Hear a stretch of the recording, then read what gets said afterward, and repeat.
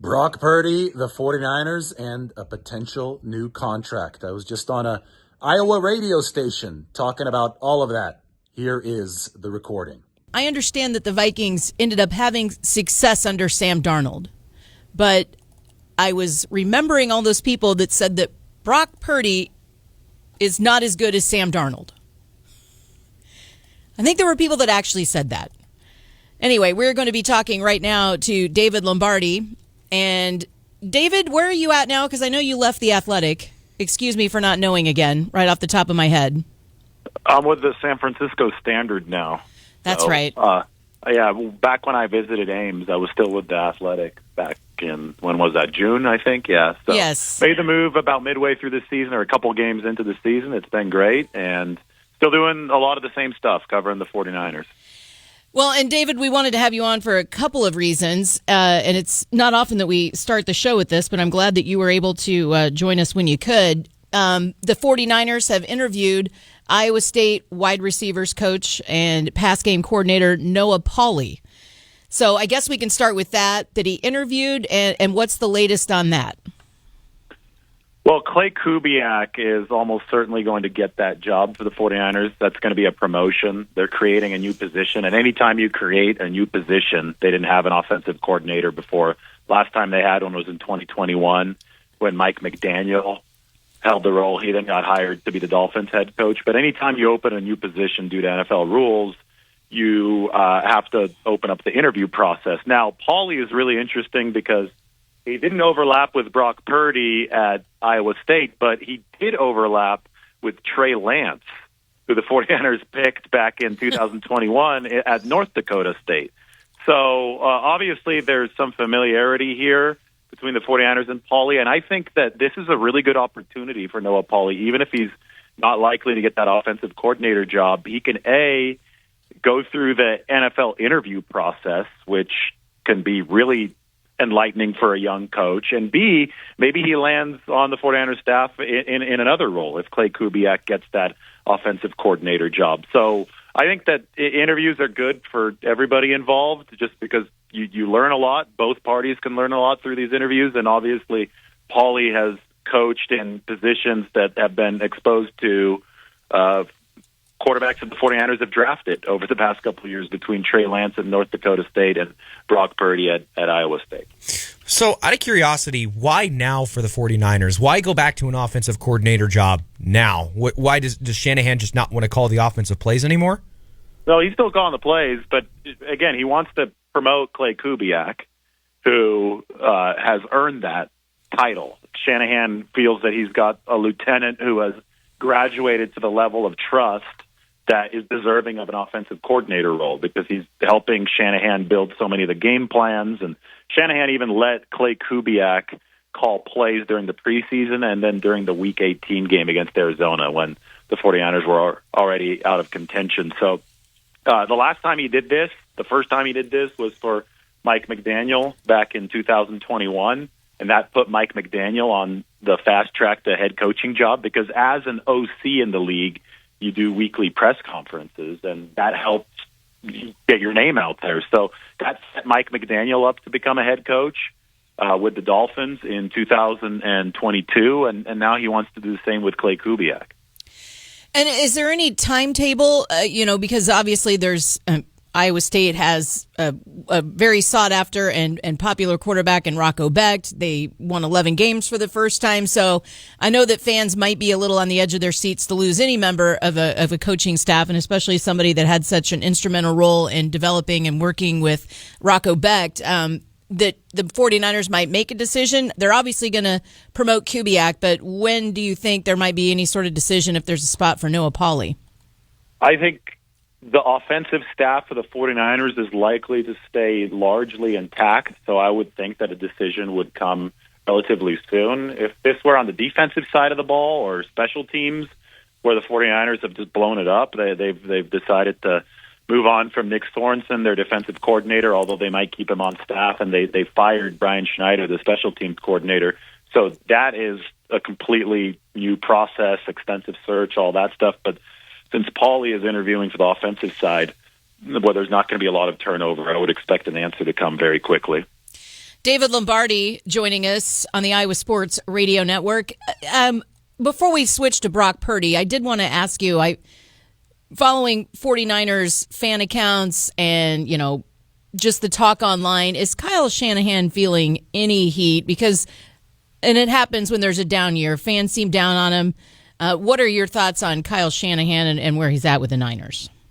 Well, there's a difference between the general discourse and what actual 49ers decision makers are thinking, and I think that gap seems to be wider within the 49ers ecosystem than it is anywhere else. I mean, you're right. Some of the stuff has been absolutely off the wall, but the 49ers entering this season had been to at least the NFC Championship game in 4 or 5 years, and two of those years they were in the Super Bowl. So they're seeing a level of success that is only exceeded by the Kansas City Chiefs, who are the modern-day dynasty in the NFL. And the 49ers were tied with the Chiefs at the end of regulation in the Super Bowl last year. So it's not like they've been that far off the very highest standard. I think 49ers fans, there's a lot of angst amongst them because it's been 30 years. On January 29th, it's going to be exactly 30 years since they last won a Super Bowl. And for a franchise that has 5 of those trophies, it's tough. It's tough to keep a fan base placated without actually winning again. So Shanahan has been close. That's created a lot of excitement, but with the excitement comes frustration. But if you do talk to Jed York, the owner, Shanahan, the coach, I guess if you talk to Shanahan, you get the answer. We're talking about Shanahan. If you talk to John Lynch, the general manager, they're all on the same page. I think they can see the forest. They're not just staring at the tree. And that is that Shanahan's had a lot of success, and it's one of the best options in the league. Now, I personally will say, and I think that Shanahan himself would also agree with this wasn't his best year. And this is an ongoing chess match. The NFL, you've got to adjust, counter-adjust, and it never ends. And you look at some of the play caller ratings, and I know that it's tough to disassociate what a play caller is doing from injuries and all the other stuff that went wrong for the 49ers. But Shanahan slipped in a lot of those metrics. And I could point at specific things like for the first 13, 14 weeks of the season, the 49ers ranked last in the NFL in screen passes, even though they should have been running more of those. And he did start to adjust toward the end of the season, but it was too little, too late. I do think that it's going to be a big off-season for introspection for Kyle Shanahan, and this is something every coach has to go through, and he's got to come out next year stronger than he did in 2024. All right, the Brock Purdy contract situation. Where are we at in it from your vantage point, and what's to be expected coming up? Well, Shanahan and Lynch both came out last week and had very, very strong statements on the matter. And by that, I mean very, very supportive of Brock Purdy. I could even read you Shanahan. He said, quote, "I plan on being with Brock here the entire time I'm here. We're capable of winning a Super Bowl with him. We almost did. I know he's capable of getting the Niners a Super Bowl in the future." So Shanahan said that last week. John Lynch was also very publicly bullish on Brock Purdy. The owner, Jed York, has for months now been talking about the 49ers paying Brock Purdy a lucrative contract. He even said the market is what the market is back in the spring. And I can tell you that his thoughts on the matter haven't changed. Purdy spoke, and he wants to get a deal done sooner rather than later. So what I see here from just gathering all of this is that both parties are entering this operating in good faith.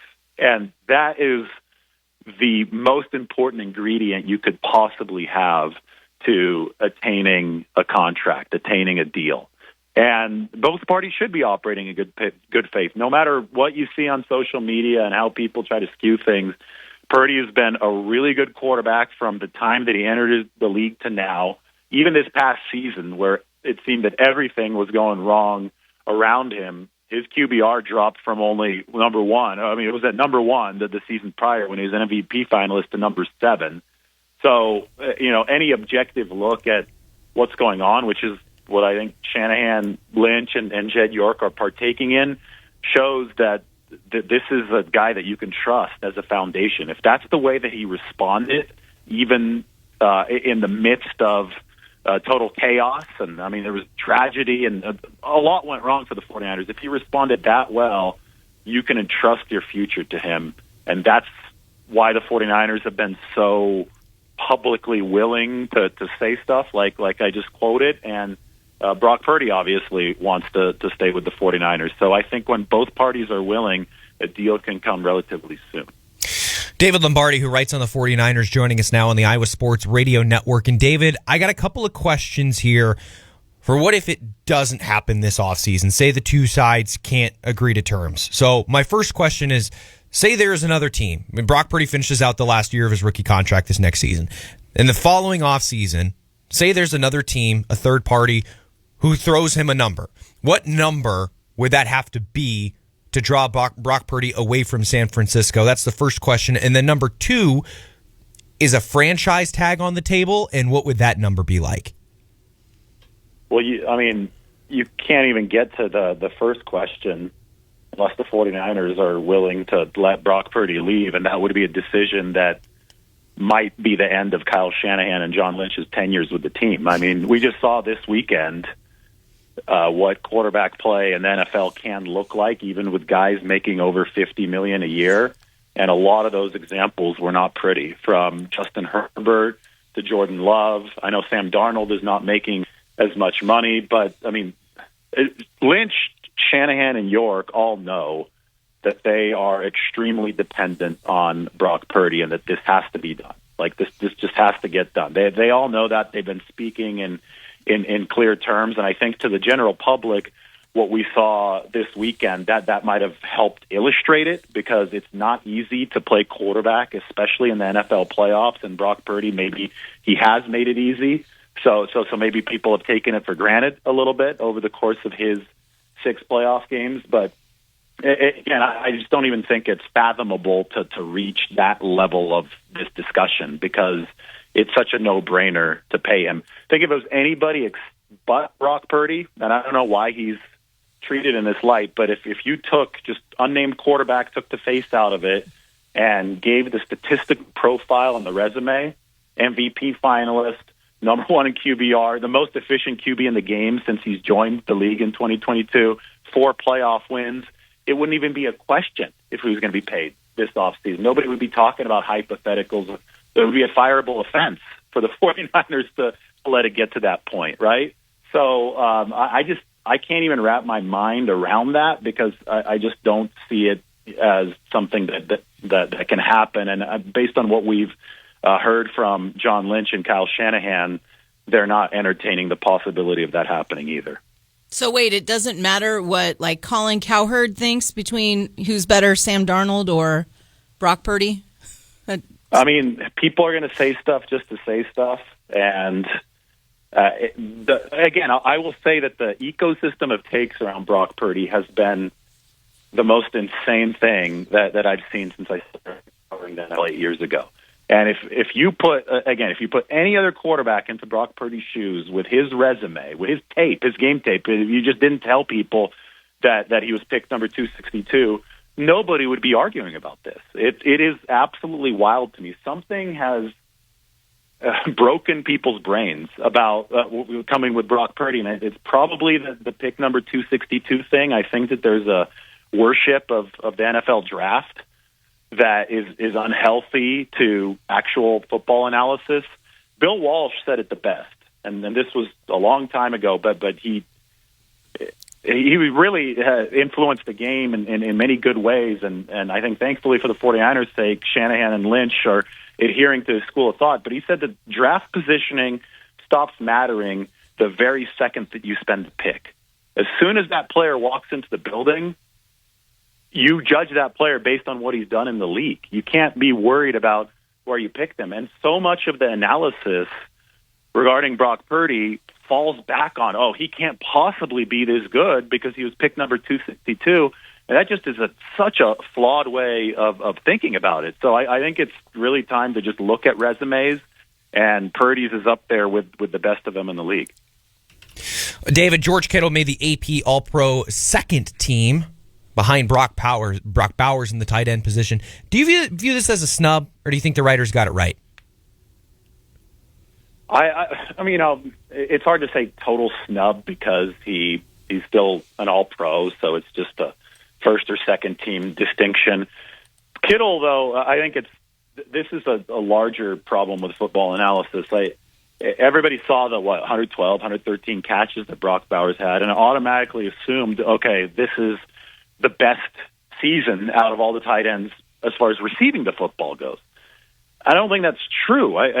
Kittle had 60 or 70 catches. I forgot what the exact number was, but the yards per route run, which is the efficiency, was through the roof. I mean, it was higher than most wide receivers in the league, and it was significantly higher than Brock Bowers. So say that you put Kittle into Brock Bowers' position in Las Vegas, he very likely has more catches than Bowers. He very likely has more yards than Bowers.